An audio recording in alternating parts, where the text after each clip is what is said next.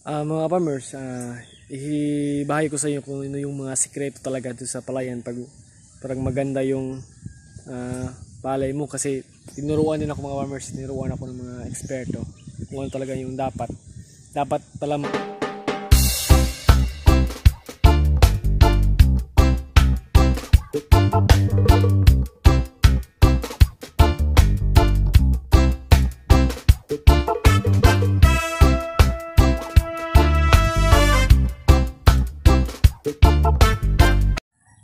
Hi mga ka-farmers! Welcome po and welcome back to me mga ka-farmers dito sa ating munting palayan mga ka-farmers dito sa likod ko. Yan.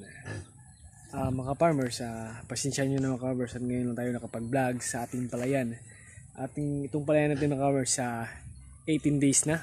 Yan. So, nag-green na siya kasi nag-abono na tayo dito mga farmers. Yan. Malaki-laki na yung trabaho natin mga farmers. Yan, may mga liliit pa yung iba.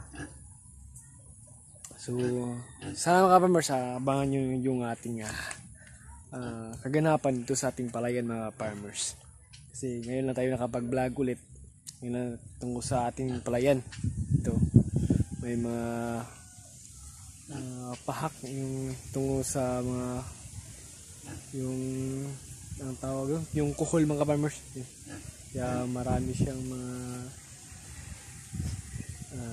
pahak-pahak, yung mga walang tanim. So mga pakita yung farmers, wala na yung damo kasi talagang bumili talaga ako ng pang-spray ng damo kasi mga farmers natuto na tayo na yung palay natin pag hindi nisprihan ng pang-damo ay marami talagang damo at nakasira sa ating palayan mga farmers.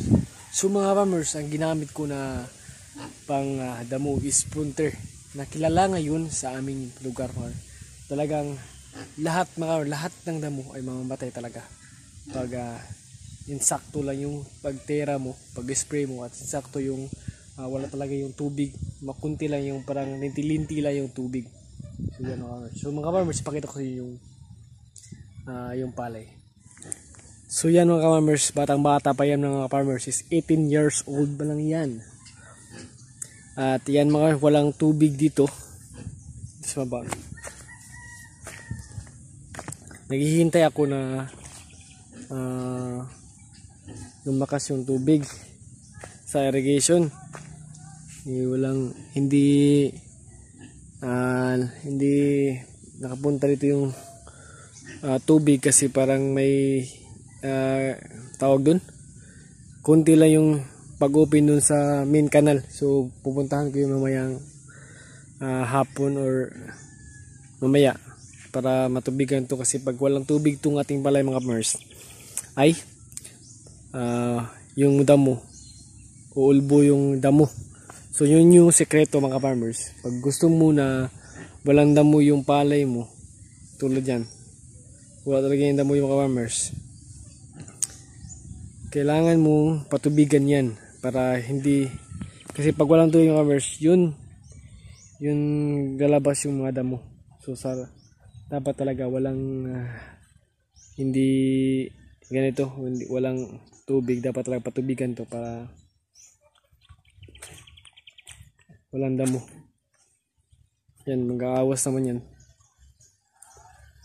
So naghihintay ako na may lalabas na tubig. Wala pang lalabas, hindi pa nakapunta yung tubig dito eh.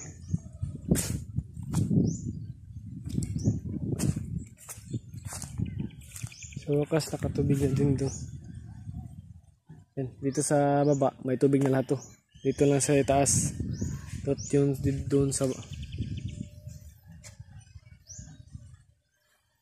may isang kahon yung kamerasyon para wala siyang palay, kasi yan po yung taguran natin, naubos sa kuhol. Mga farmers, ibahay ko sa inyo kung ano yung mga sikreto talaga dito sa palayan pag parang maganda yung palay mo, kasi tinuruan din ako mga farmers, tinuruan ako ng mga eksperto kung ano talaga yung dapat pala mga farmers. Yung una pala pagtanim pa lang, yung lipa tanim talaga, kailangan na abunuhan. Para yung damo, hindi mamamatay yung damo kasi sobrang acid pala yung abono mga ka-farmers. Talagang patay talaga yung damo pag may tubig siya konti.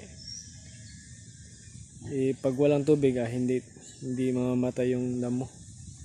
So mga ka-farmers, nakikita nyo mga ka-farmers ang ating palay. Kasi maganda-ganda na siya kasi talagang sinipagan ko talaga mga ka-farmers na hindi magkadamo yung ating palayan kasi yun yung pinaka problema sa ating palay, yung damo kasi siya yun yung nakakatawag doon, sila yung mas sumisipsip sa abono kaysa sa palay, kaya kailangan talaga walang damo yung ating palay para yung palay lang ang makakabenepisyo sa ating abono mga farmers. So first step talaga mga farmers, sipagan mo talaga. Sipagan mo na may tubig yung ating palayan. Kaya we're so blessed ngayon na binigyan may agas yung irrigation. Kaya maganda yung palay natin ngayon. Talagang sisipagan ko mga farmers na yung ating palay talagang maganda. So abangan nyo mga farmers yung ating palay. At mga farmers, thank you po sa panatili pagsuportas po sa ating channel. At kang Salison's Vlog mga farmers. Mga farmers, sana don't skip ads mga farmers. Kailangan natin ng suporta nyo. At maraming salamat po. Yung mga green na mga farmers, atin yan lahat. Yan. Yung mga blanco, nakakatanim pa lang yan, hindi yan sa atin. So yung mga green lang ang sa atin mga farmers. Yung sa kabila, hindi na sa atin yun. Yung hindi pa masyadong green, hindi sa atin yun. Yan lang yung boundary natin. Yung sa poste, patong tadong sa taas. Yung sa baba, sa kanila yun. Ito sa atin lang sa itaas lang. Half hectare lang sa atin dito. So abangan nyo mga farmers kung anong makikita natin sa isang kalahating hektarya na pagbubutihan natin kasi ito mga farmers, hybrid to, SL8 to. So ano ba talaga yung kagandahan ng SL8? Ay abangan natin mga farmers. Yung hybrid mga farmers, matataas yung uhay niya. Yan, nakikita nyo, matataas yung uhay niya mga farmers. Hindi pa siya masyadong sipak mga farmers kasi nung inabinuhan ko to mga farmers, humulan ng malakas. Kaya yung abono nasayang lang yung isang. Kaya next week bunuhan ko na naman to, itong palay natin para maganda talaga. Sinabi ko naman sa inyo farmers, talagang tinututukan ko yung palay natin ngayon para maganda yung ating ani.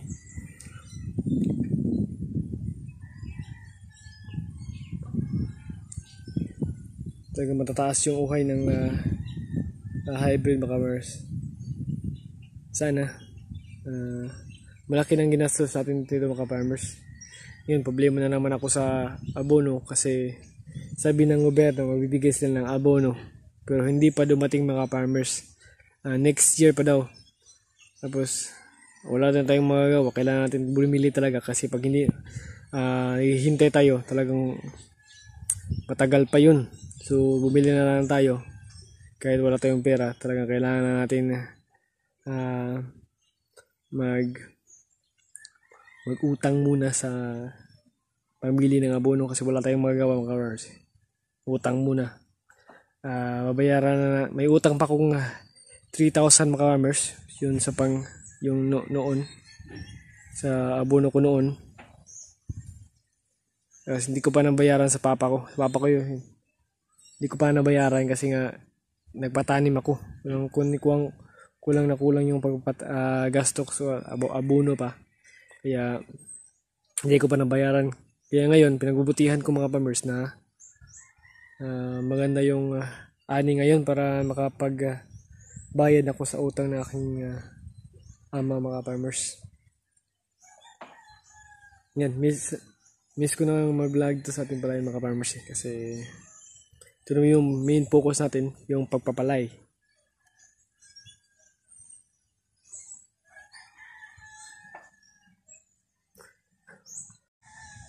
Mga farmers, ang problema ito lang sa bukid mga farmers, talagang ito, maganda nga yung simoy na hangin pero parang ningaw kayo mga farmers ba? Tawag doon. Walang katao-tao, yung mga tao nasa bahay-bahay lang kasi mainit. Hindi na lumalabas sila kasi wala namang paglalaroan itong mga tao dito. Kaya ito. So, mga kamers, maraming salamat sa panonood mga kamers. And don't skip ads mga maraming salamat. Bye mga kamers, thank you.